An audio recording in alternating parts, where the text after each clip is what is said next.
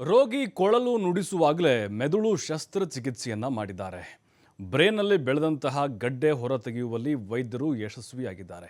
ನೋಡಿ ಎಂತಿಂತಹ ಕಾರ್ಯಾಚರಣೆಗಳಾಗುತ್ತೆ ಅಂತ ಆಪರೇಷನ್ ಮಾಡುವಂಥ ಸಂದರ್ಭದಲ್ಲಿ ಒಂದು ಕಡೆ ರೋಗಿ ಕೊಳಲು ನುಡಿಸ್ತಾ ಇದ್ದಾನೆ, ಇನ್ನೊಂದು ಕಡೆ ಅಲ್ಲಿ ಆಪರೇಷನ್ ನಡೀತಾ ಇದೆ. ಒಂದು ಗಡ್ಡೆ ಆಗಿತ್ತು ಅವರ ಬ್ರೇನಲ್ಲಿ, ಈಗ ಅದನ್ನು ಹೊರ ತೆಗೆದಿದ್ದಾರೆ ವೈದ್ಯರು. ಕನೇರಿ ಮಠದ ಸಿದ್ದಗಿರಿ ಆಸ್ಪತ್ರೆ ವೈದ್ಯರ ಒಂದು ಮೆಚ್ಚುಗೆಯ ಕಾರ್ಯ ಇದು. ಮಹಾರಾಷ್ಟ್ರದ ಕೊಲ್ಲಾಪುರದ ಕನೇರಿ ಮಠದ ಸಿದ್ದಗಿರಿ ಆಸ್ಪತ್ರೆ ಇದು. ಸುಮಾರು 5 ಗಂಟೆಗಳ ಕಾಲ ನಡೆದಂತಹ ಶಸ್ತ್ರಚಿಕಿತ್ಸೆ ಸಂಪೂರ್ಣ ಯಶಸ್ವಿಯಾಗಿದೆ. ಇಸ್ರೇಲ್ನಿಂದ ಬಂದಿದ್ದರು, ರೈತನಿಗೆ ಮಾಡಿದಂತಹ ಒಂದು ಶಸ್ತ್ರಚಿಕಿತ್ಸೆ ಇದು. ಅವೇಕ ಕ್ರನಿಯೋಟಮಿ ಶಸ್ತ್ರಚಿಕಿತ್ಸೆಗೆ ಹೆಸರಾಗಿದೆ ಈ ಸಿದ್ದಗಿರಿ ಆಸ್ಪತ್ರೆ. ಈ ಹಿಂದೆ ರೋಗಿಗೆ ಐಸ್ ಕ್ರೀಮ್ ಕೊಟ್ಟು ಆಪರೇಷನ್ ಮಾಡಿದ್ರು.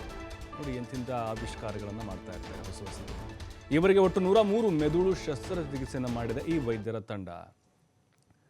ಈಗ ಸಿಕ್ಕಾಪಟ್ಟೆ ವೈರಲ್ ಆಗ್ತಾ ಇದೆ ಈ ವಿಡಿಯೋ ಕೂಡ. ಆಸ್ಪತ್ರೆಯವರು ಇದನ್ನ ಬಿಡುಗಡೆ ಮಾಡಿದ್ದು.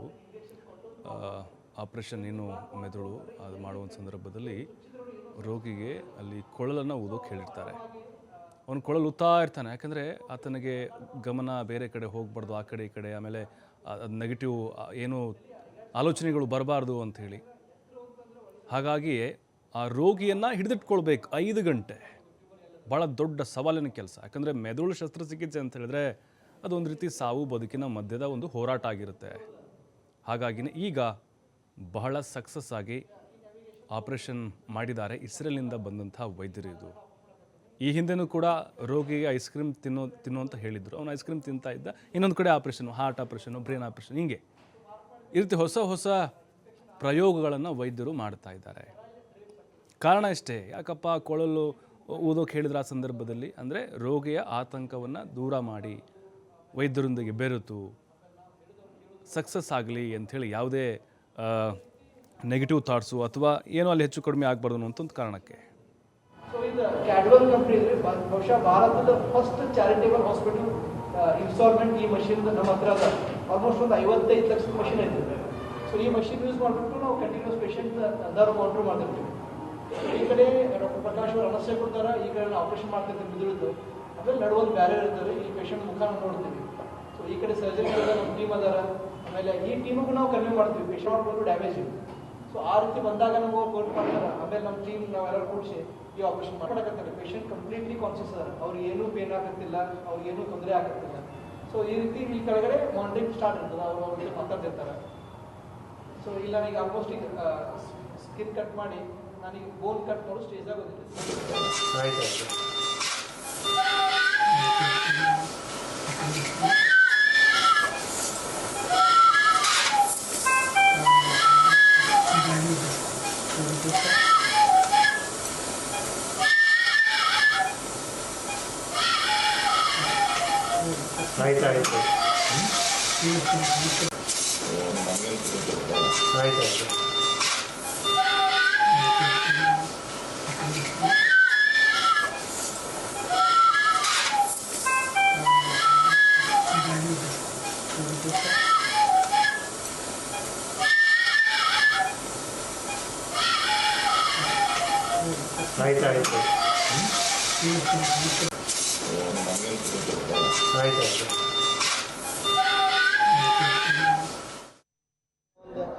ಪತ್ರಕಾರ ಪರಿಷತ್ತಿಗೆ ನಾವಿಲ್ಲಿ ಎಲ್ಲರೂ ಕೂಡಿದ್ವಿ ಬೆಳಗಾವಲ್ಲಿ.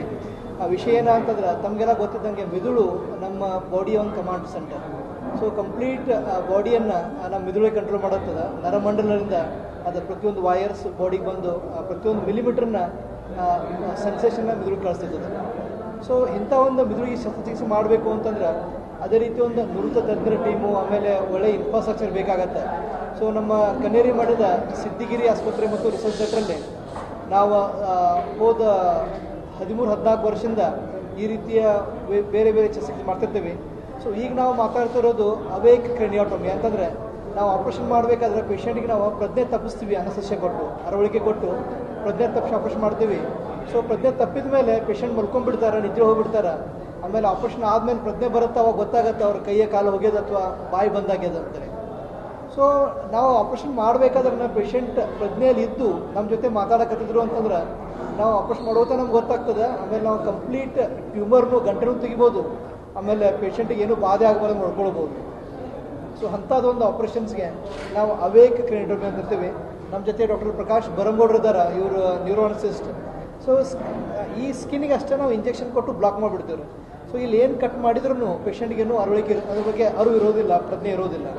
ಸೊ ಇಂಥ ಆಪ್ರೇಷನ್ ನಾವು ಮೇಲೆ ಮಾಡ್ತಿರ್ತೀವಿ, ಕೆಳಗಡೆ ಪೇಷಂಟ್ ನೋಡ್ತಿರ್ತಾರೆ, ಮಾತಾಡ್ತಾರೆ, ನಾವು ಅವ್ರ ಕೈ ಚೆಕ್ ಮಾಡ್ಬೋದು, ಕಾಲು ಚೆಕ್ ಮಾಡ್ಬೋದು. ಆಮೇಲೆ ಈ ಪರ್ಟಿಕ್ಯುಲರ್ ಪೇಷಂಟ್ ನಾವು ಇಂಥ ಒಂದು 100ರಿಂದ 103 ಆಪ್ರೇಷನ್ಸ್ ನಾವು ಮಾಡಿದ್ದೀವಿ. ಸೊ ನಮ್ಮ ಹತ್ರ ವರ್ಲ್ಡ್ ಟಾಪ್ ಮೋಸ್ಟ್ ಟೆಕ್ನಾಲಜಿ ನಮ್ಮ ಹತ್ರ ಇದ್ದಾರೆ, ಆದ್ರೂ ನಾವು ನೋ ಪ್ರಾಫಿಟ್ ನೋ ಲಾಸಲ್ಲಿ ಮಾಡ್ತೀವಿ. ಸೊ ಇಂಥ ಆಪ್ರೇಷನ್ಸ್ ಮಾಡ್ಲಿಕ್ಕೆ ಭಾಳ ಅಂದ್ರೆ ಲಕ್ಷದಿಂದ 1,20,000 ಖರ್ಚು ಬರ್ತದೆ. ಇನ್ ಟು ಔಟ್ ಅಂದರೆ ಆಪ್ರೇಷನ್ ಅಷ್ಟೇ ಅಲ್ಲ, ಇರೋದು ಆಪ್ರೇಷನ್ ಮಾಡ್ಕೋದು, ಔಷಧಗಳಿಗೆ ಎಲ್ಲ ಹಿಡ್ಕೊಂಡು ಎಷ್ಟು ಖರ್ಚು ಬರ್ತದೆ, ಇನ್ವೆಸ್ಟಿಗೇಷನ್ಸ್ ಎಲ್ಲ ಹಿಡ್ಕೊಂಡು. ಇದು ಆಪ್ರೇಷನ್ಸ್ ನಾವು ಮೆಟ್ರೋ ಸಿಟಿಲಿ, ಯಾಕಂದರೆ ಇಂಥ ಆಪ್ರೇಷನ್ಸ್ ಮಾಡೋವು ಭಾಳ ಅಂದ್ರೆ 10ರಿಂದ 12 ಸೆಂಟರ್ ಇಂಡಿಯಾದಾಗ ಇರ್ಬೋದು. ಅದ್ರೊಳಗೆ ನಮ್ಮೊಂದು ಕನ್ನೇರಿ ಮಠದೊಂದು ಆಸ್ಪತ್ರೆ, ಅಲ್ಲಿ 10ರಿಂದ 15 ಲಕ್ಷ ಚಾರ್ಜ್ ಬರ್ತದೆ. ಅಂಥ ಆಪ್ರೇಷನ್ಸನ್ನು ನಾವು 1 ಲಕ್ಷದಿಂದ 1,25,000 ನಾವು ಮಾಡ್ತೇವೆ.